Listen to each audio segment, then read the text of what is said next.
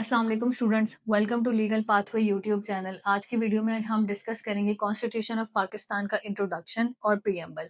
Preamble discuss करने से पहले हम ये देख लेंगे कि प्रीएम्बल होता क्या है। जब भी कोई लॉ स्टार्ट होता है तो वो हमेशा प्रीएम्बल से स्टार्ट होता है। अब प्रीएम्बल बेसिकली असल में एक इंट्रोडक्शन होता है। अब ये हमें बताता है कि जब ये लॉ बनाया तो इसका मकसद क्या था, और जब ये लॉ बना तो स्टेट इससे क्या अचीव करना चाहती है। तो इसलिए प्रियम्बल को जनरल प्रिंसिपल्स कहा जाता है, जिनके ऊपर पूरा लॉ जो है वो काम करता है। पाकिस्तान के कॉन्स्टिट्यूशन का प्रियम्बल हमें वो बुनियादी असूल बताता है जिनके मुताबिक हमें ये पता चलता है कि जो मुल्क का निज़ाम है वो किस तरीके से चलेगा और स्टेट अपनी पॉलिसीज किस तरह से बनाएगी। अब हम बात करेंगे कॉन्स्टिट्यूशन ऑफ पाकिस्तान में जो आपने इंपॉर्टेंट चीजें याद रखने वाली हैं वो कौन सी हैं। बेसिकली ये है कि ये पास जो हुआ था ये 12 अप्रैल 1973 को हुआ था। और ये कहाँ पास हुआ था? ये पार्लियामेंट में पास हुआ था। अब ये इन्फोर्स किस दिन हुआ था? 14 अगस्त 1973 को। मीन्स टू से कि ये दोनों जो डेट्स हैं कि आपने ये याद कर लेना है कि ये पास किस दिन हुआ और ये इन्फोर्स किस दिन हुआ। ये दोनों जो डेट्स होंगे ये बहुत इंपॉर्टेंट डेट्स हैं। ये एग्जाम में पूछे जाने वाले सवाल हैं। तो आपने इन दोनों चीजों को याद कर लेना है। अब उसके बाद जो चीज आती है वो आती है कि इसमें टोटल आर्टिकल कितने हैं। इसमें टोटल जो आर्टिकल हैं वो 280 आर्टिकल हैं, जो कि फिर आगे जाकर हम by the time step by step discuss करेंगे। हमने डिस्कस किया प्रियम्बल क्या होता है, कॉन्स्टिट्यूशन ऑफ पाकिस्तान क्या है। अब अगर हम बात करें कि पाकिस्तान के कॉन्स्टिट्यूशन का प्रियम्बल क्या है, तो पाकिस्तान के कॉन्स्टिट्यूशन का प्रियम्बल ऑब्जेक्टिव्स रेजोल्यूशन 1949 है, जो कि मार्च 1949 में पास हुई। अगर आपसे सिंपल कोई पूछे कि what is the preamble of the constitution of Pakistan, तो सिंपल वर्ड्स में आपने जवाब देना है ऑब्जेक्टिव्स रेजोल्यूशन। अब हम प्रीएम्बल के आगे पॉइंट्स को समझेंगे। पहला और सबसे इंपॉर्टेंट पॉइंट क्या है? सोवेरेनिटी ऑफ अल्लाह।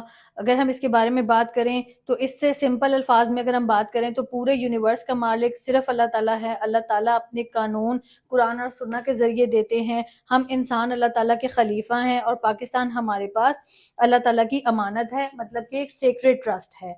पॉइंट टू हमारे पास क्या है? डेमोक्रेसी। डेमोक्रेसी का सिंपल मतलब क्या होता है? Government of the people, government by the people, government for the people. लोग इलेक्शंस के जरिए जो है अपने एमएनएज और एमपीएस को इलेक्ट करेंगे, जो अवाम की तरफ से फैसले करेंगे। उसके बाद है हमारे पास point three, law making power. Simple सी बात है, लॉ बनाने का हक लोगों के पास होगा, जो अपने रिप्रेजेंटेटिव्स के जरिए कानून साजी करेंगे। इसके बाद हम बात करेंगे इस्लामिक डेमोक्रेटिक वैल्यूज पे। अब इसके बारे में अगर हम बात करें तो पाकिस्तान में democracy, freedom, equality, tolerance, social justice, ये वाले जो हैं इनको प्रमोट किया जाएगा इस्लाम के मुताबिक। सोशल जस्टिस का मतलब होता है कि हर शख्स को बराबरी का मौका मिलना चाहिए, जैसे कि रिलीजन, जेंडर या रेस। उसके बाद है हमारे पास point five, Islamic way of life. मतलब कि हर मुसलमान को इस चीज़ का हक है कि वो अपनी ज़िंदगी जो है वो एज अ मुस्लिम गुजार सके और अपनी ज़िंदगी जो है वो कुरान और सुन्नत के मुताबिक गुजार सके।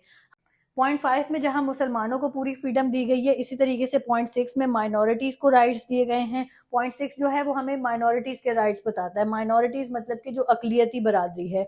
अब इसमें जो है माइनॉरिटीज को पूरी रिलीजियस फ्रीडम दी जाएगी। अपने मजहब फ्री वो जो है अपने मजहब को फ्रीली जो है वो फॉलो कर सकते हैं। उन पर कोई भी अपना मजहब इम्पोज करने की कोशिश नहीं करेगा, ना ही उसकी इजाजत दी जाएगी। ऐसा नहीं है कि कोई भी मुसलमान जो है वो अब माइनॉरिटीज के ऊपर वो जोर जबरदस्ती करना शुरू कर दे कि आप जो है हमारा मजहब फॉलो करें।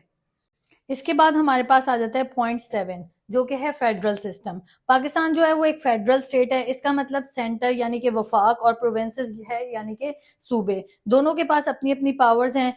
जो सेंटर का काम होगा वो है defence, foreign affairs, national budget. यहीं पे अगर हम बात करें प्रोविंसेस की यानी कि सूबों की, तो सूबों के पास क्या काम होगा कि वो हेल्थ के ऊपर काम करें, एजुकेशन पे काम करें या प्रोविजनल डेवलपमेंट के ऊपर काम करें। नेक्स्ट हमारे पास पॉइंट एट। पॉइंट एट में जो है ये फंडामेंटल राइट्स को डिस्कस किया गया है। बेसिकली जो इसमें जो आगे फर्दर डिस्कस किया गया उसमें ये है कि पाकिस्तान में जितने भी लोग हैं उनको बेसिक और फंडामेंटल राइट्स दिए गए हैं, जैसे कि फ्रीडम ऑफ स्पीच होती है, फ्रीडम ऑफ बिलीफ है, फ्रीडम ऑफ एसोसिएशन है। और ये जितने भी आर्टिकल्स हैं ये आर्टिकल 8 से लेकर 28 में लिखे गए हैं। पॉइंट नंबर नाइन जो है ये प्रोटेक्शन ऑफ वीक क्लासेस के बारे में बात करती है, जिसमें माइनॉरिटीज आ जाती हैं, बैकवर्ड क्लासेस आ जाती हैं और डिप्रेस्ड क्लासेस आ जाती हैं।